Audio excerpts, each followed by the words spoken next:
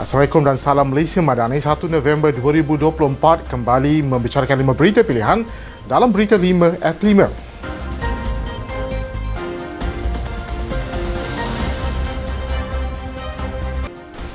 Presiden UMNO dan Pengurusi Barisan Nasional Datuk Seri Dr. Ahmad Zaid Hamidi menghadiri beberapa majlis rumah terbuka di Bali dan menyatakan sambutan tersebut sebagai lambang perpaduan dan persahabatan dalam masyarakat majmuk.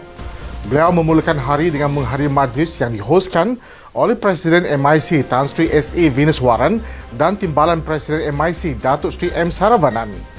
Ahmad Zaid kemudian menghadiri majlis rumah terbuka di Bali Madani 2024 bersama Perdana Menteri Datuk Seri Anwar Ibrahim di Sentol Depot Kuala Lumpur yang dianjurkan oleh Kementerian Digital. Selain itu, beliau turut memenuhi jemputan di rumah kenalan di Bagan Datuk termasuk Datuk Supramaniam dan beberapa wakil NGO dan MIC.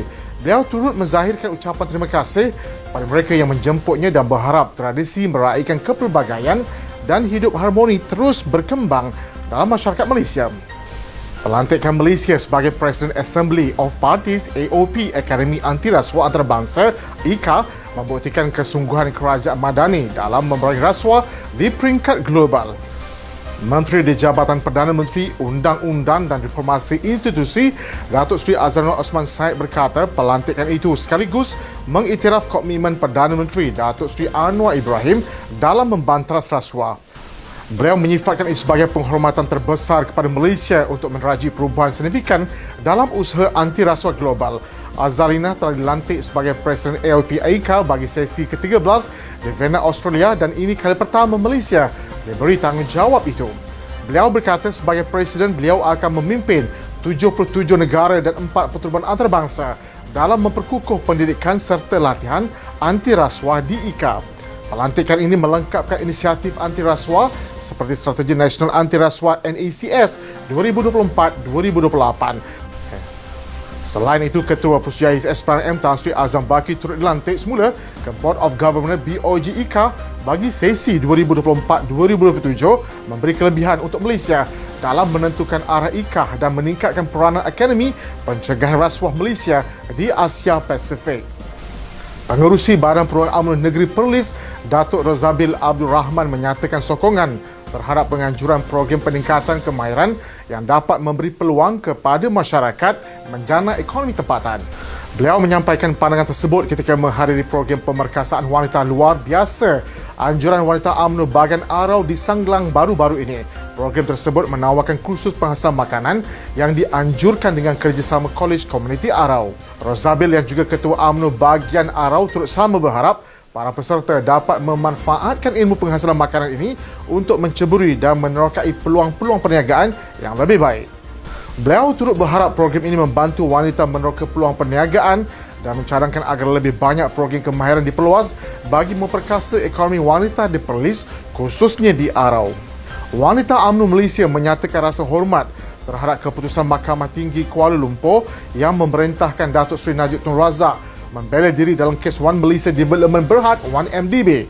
Ketua Wanita UMNO Malaysia Datuk Seri Dr. Nurani Ahmad menyampaikan simpati kepada Najib dan keluarganya dan menyatakan harapan agar pasukan pembelaan beliau dapat menggunakan peluang ini untuk membuktikan kebenaran.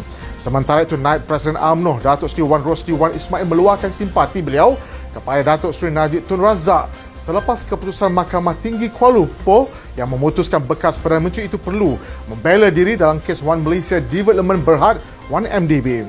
Untuk rekod, Mahkamah Tinggi memerintahkan Najib untuk membela diri terhadap 4 pertuduhan menggunakan kedudukannya untuk memperoleh suapan berjumlah RM2.3 bilion dana One Malaysia Development Berhad 1MDB dan 21 pertuduhan pengubahan wang haram yang membabitkan jumlah yang sama.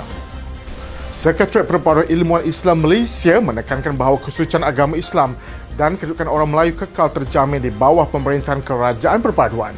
Pengerusi bersama SPIM Datuk Seri Ahmad Awang menyatakan bahawa sekretariat yang disertai oleh Majlis Penasihat Pakar Parti Amanah, Jabatan Pemahaman dan Pemantapan Islam PKR serta Majlis Ulama UMNO akan aktif menangani isu 3R Raja Agama Bangsa dan memerangi propaganda pembangkang yang mendakwa Islam terancam.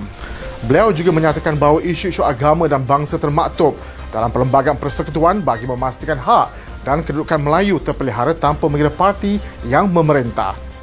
Ahmad Awang turut menegaskan bahawa SPIM akan bekerjasama dengan kerajaan untuk mempromosikan kestabilan serta memastikan umat Islam dan anak muda mendapat maklumat yang benar mengenai usaha pembangunan Islam di negara ini. Sekian daripada saya, Muhammad Saiful Muhammad Sahak. Jangan lupa temu janji kita Isnin hingga Jumaat jam 5 petang, 5 berita pilihan hanya di Berita 5 at 5. Assalamualaikum dan salam Malaysia Madani.